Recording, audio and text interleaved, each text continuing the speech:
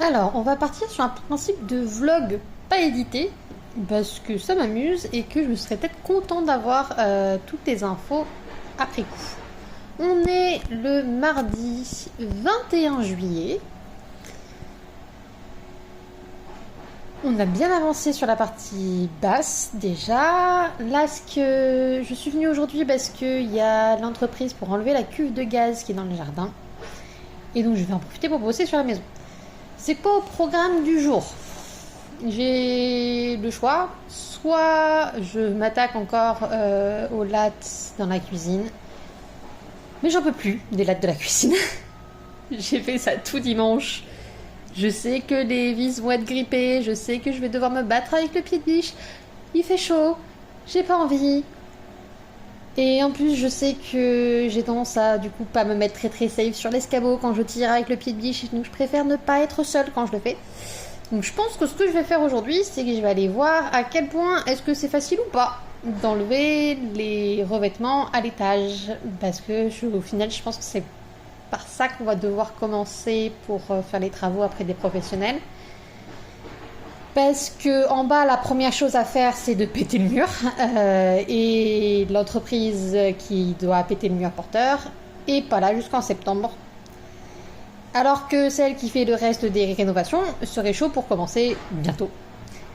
Donc on va peut-être commencer par l'étage. À moins qu'ils puissent commencer par poser les panneaux solaires. Mais de toute façon, je le vois jeudi, donc je lui expliquerai et on verra ensemble ce qu'on peut faire. Si les choses à faire encore avant tout ça, c'est de faire un diagnostic pour l'humidité des murs. Parce que quand on a ouvert, quand on a ouvert la maison, après les premières chaleurs, quand on a acheté la maison, donc début juin, enfin mi-juin, c'est un gros épisode de canicule. On est rentré par le garage, on a vu le couloir qui mène à la salle de bain et aux toilettes. C'était gorgé d'eau. Vraiment, j'ai cru qu'il y avait une fuite d'eau. Non, c'était juste de la condensation. Et dans le reste du salon aussi et de la cuisine, il y en avait un petit peu. Quand on a enlevé le revêtement qui était dans la cuisine, l'isolant qui menait vers l'extérieur coulait tellement il était plein d'eau. Et on voit bien, surtout... Est-ce que je peux changer l'angle de la caméra? Non. Alors, on le voit bien sur les lattes de la cuisine que l'eau elle remonte vraiment jusqu'ici parce que les lattes sont dégueulasses. Ah, elles sont propres. Ah, mais c'est nickel. Magnifique. Donc on voit très bien que c'est l'humidité qui vient du sol. Ouais, c'est pareil sur tous les murs. Et ça, en fait, je m'en suis réellement rendu compte quand j'ai fait le tri des lattes qu'on pouvait réutiliser ou pas, que j'ai pris sur les murs qui étaient là. Parce que vraiment, il y en avait qui étaient dégueulasses. Au début, j'avais pas capté, je pensais qu'on allait tout jeter. Mais en fait, c'est le duo, elles sont nickel. Et sur l'extérieur aussi, moi je croyais que c'était juste de la pollution ou de la saleté classique. Mais apparemment, cette démarcation là, avec un peu de noir, et puis on voit pas très bien sur la vidéo, je crois. Mais il y a une petite partie où la pierre est un peu plus foncée. Et donc le plaquiste qui est venu l'autre jour nous a dit que c'était sûrement un sale et remontée d'eau. Donc résultat, avant de remettre de l'isolant qu'on va devoir changer dans 3 ans parce qu'il sera plein d'eau, on va faire passer un expert pour vérifier si le problème vient bien de là et surtout qu'est-ce qu'il faut qu'on fasse. Plusieurs options, c'est soit c'est léger, juste on retraite à la chaux, on met de l'isolant qui est prévu pour pouvoir résister à l'humidité, on booste la VMC classique. Sinon, il y a d'autres solutions. On peut imperméabiliser en injectant des choses dans la pierre. Il y a la solution que j'espère qu'on n'arrivera pas là parce que ça va être galère, c'est retraiter la dalle en dessous. Mais autant vous dire que sur une maison de avant 1900, j'ai pas envie d'aller péter la dalle. Je ne sais pas à quoi ressemble la dalle. J'ai pas envie de savoir à quoi ressemble la dalle. Et puis j'ai pas 100 000 € de bonus à pouvoir plaquer dans la maison là comme ça. Donc j'espère que juste augmenter la VMC ça suffira. Et sinon on injectera du truc dans les murs. C'est la vie. Et c'est un truc qui se voit très bien dans le garage. Enfin dans le garage, dans la buanderie. c'est qu'il y a une partie où la chaux, elle est en super bon état. Le mur, il est nickel, il est sec. Et il y a une partie où vraiment tu vois que la chaux, elle a pris un coup. Et t'as une démarcation de couleur. Je sais pas si c'est parce qu'elle est plus vieille, si parce qu'il y a eu un dégât des eaux ou un truc comme ça. Mais voilà, on voit que ça brille. C'est qu'il y a des gouttes d'eau. Et encore, on a réussi à bien éliminer parce qu'on fait tourner la VMC H24 à fond pour essayer d'éliminer. Donc je crois qu'on a quand même bien séché le mur. Mais ouais, quand on est arrivé, le mur il était perlé de plein de petites gouttes absolument partout. Et c'est du sel à l'état pur. Vraiment, j'ai goûté parce que je me doutais que c'était ça. C'est du pur sel. Plus salé que l'océan, le truc. Donc là, je vais voir l'étage, mais avec peu de chance, normalement, il ne devrait pas y avoir de problème du tout à l'étage. S'il y a un problème à l'étage, c'est qu'on a un autre problème et que c'était pas ce qu'on pensait. Donc je vous dis ça tout à l'heure quand j'aurai fait ce que j'ai à faire là. Je vais commencer par ce qui me semble a priori le plus simple à première vue. Je verrai si je me casse la gueule.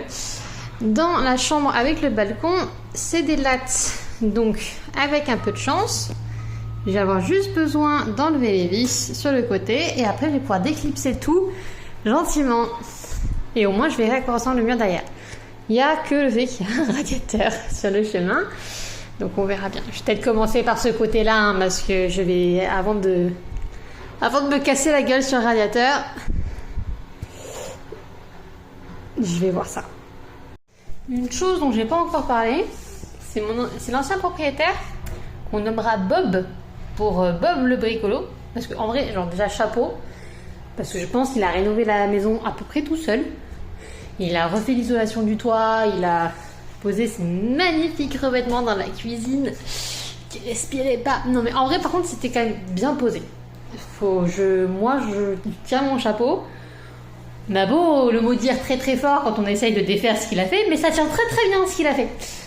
Par contre, est-ce que quelqu'un peut me dire si c'est normal de fixer 100% de toutes ces fixations au silicone?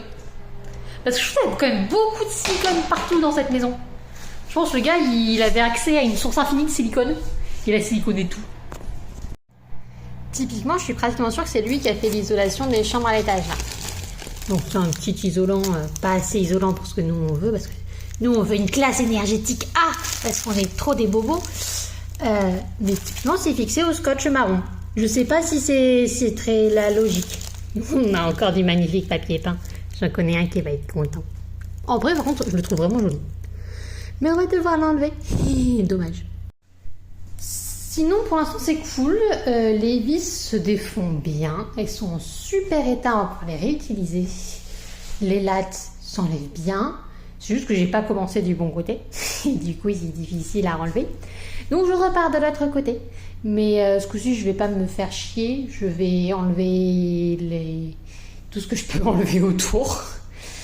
Mais ça veut dire que je vais sûrement devoir m'attaquer au chauffage, au radiateur. Et je suis pas totalement sûre que la personne avec qui je partage ma vie va être très très contente d'apprendre que je me suis attaquée au radiateur tout seul.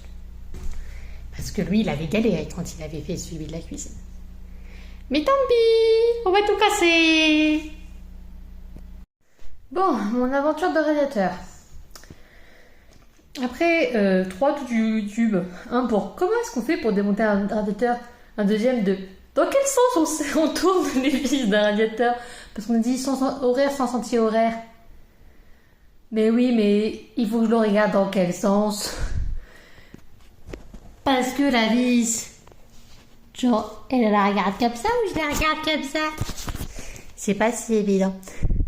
Du coup, la réponse, c'est qu'à gauche on descend, à droite on monte. Quand on regarde le radiateur. Donc c'est déjà ça. Maintenant, tous les tutos, ils avaient l'air de dire ouais, c'est bon, une fois que vous avez desserré, vous enlevez le radiateur et c'est fini. Ouais, mais le radiateur, il est accroché à mon mur. Et c'est lourd un radiateur. Je peux pas le porter comme ça, moi. Donc quand on a des jambes, on a un cerveau. Je suis partie chercher des sangles. Et on va bien voir si ça marche. Vous savez ce que j'arrive pas non plus à forcer à soulever avec la seule force de mes petits bras? Une voiture. Tu ne me battras pas. Dans ta gueule, petit radiateur, c'est moi qui ai gagné.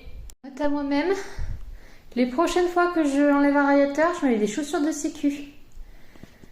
Parce que je me suis pas fait mal. Mais j'ai de la chance. Heureusement que j'avais mis les sangles pour pouvoir faire « Oups, ne me tombe pas sur le pied, petit radiateur ».